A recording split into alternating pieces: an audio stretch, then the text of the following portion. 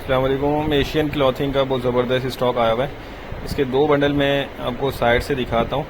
अच्छा, इसमें देखें लॉन, कॉटन, रेशमी, फैंसी तमाम चीज़ें जो है ना मिक्स होती है। और बाकी इसमें जो बंडल मैं आपको दिखा रहा हूँ इसमें दुपट्टा भी काफ़ी नज़र आ रहा है।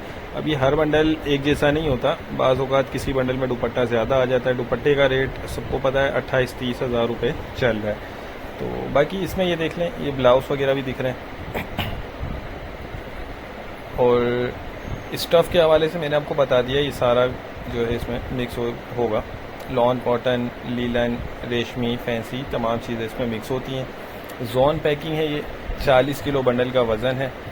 अच्छा, इसमें देखें एशियन क्लॉथिंग में जो काम करते हैं उनको तो पता है, जो नया काम करना चाहते हैं तो उनको मैं बता दूँ, शलवार, कमीज़, दुपट्टे, साड़ियाँ, ब्लाउज़, ये चीज़ें जो है इसके अंदर मिक्स निकलती हैं।